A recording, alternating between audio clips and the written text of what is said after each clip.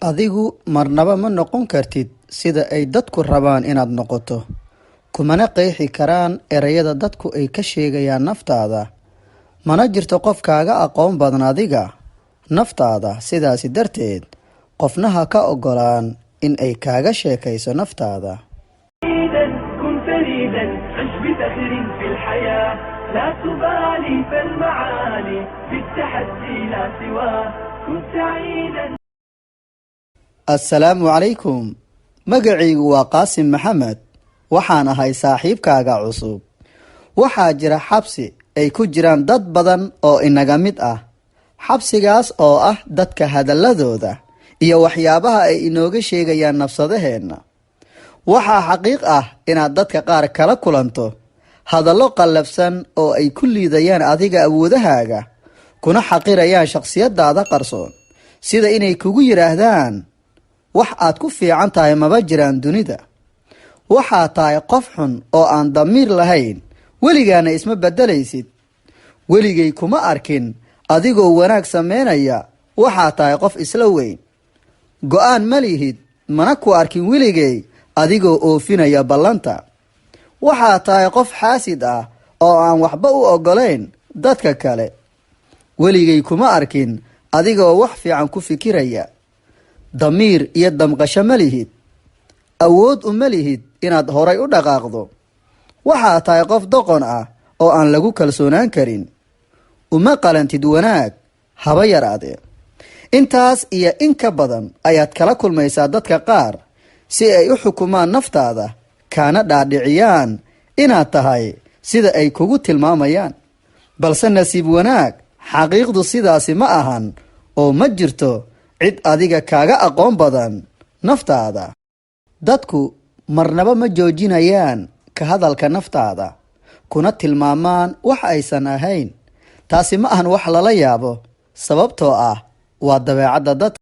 si aysan saameyn ugu yeelanin qalbigaaga iyo maskaxdaada, hadallada qallafsan ay kugu dhahayaan dadka, marnaba ha rumaysan hadalkooda oo ha ka shakinin adiga naftaada. ogow, kuma qeexi karaan duruufaha qaar ee ku haysta. ogow, kuma qeexi karaan caqabadaha kaa haysta nolosha. ogow, kuma qeexi karaan qaladaadka ka dhaca naftaada, sababtoo ah waxaad u tahay bini aadan. ogow, dadka oo dhan marna raalli kama noqonayaan tallaabooyinka aad qaadayso iyo habdhaqanadaada. dadku waxay mar walba wax ku qiimeeyaan aragtidooda, mana jirto cid kaaga aqoon badan adiga naftaada. sidaasi darteed ha u qeexin naftaada dadka kale si ay kaaga raalli noqdaan, kaagana daayaan hadallada qallafsan ay ku dhahayaan naftaada, sababtoo ah taasi marnaba ma dhacayso oo dadku raalli kama noqonayaan naftaada ee danahaaga ka raaco. xusuusnow, dadka qaar ma arkaan qiimahaaga.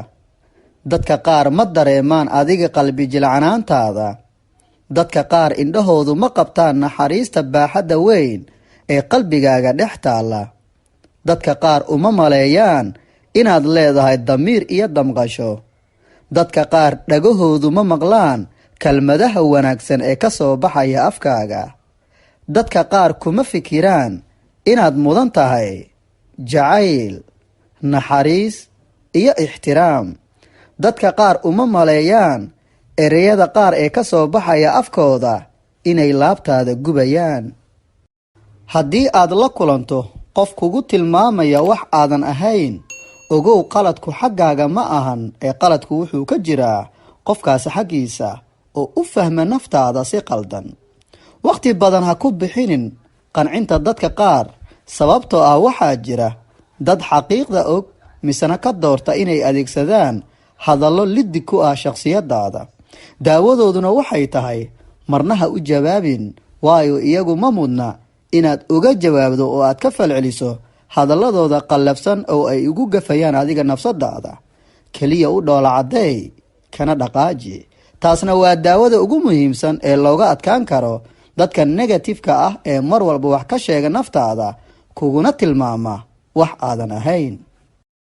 ugu dambayn, dadku marnaba kama caajisi doonaan inay ka hadlaan tallaabooyinka aad qaadayso, ee adiguna marnaba ha ka caajisin inaad iska dhaga tirto kana danaysato.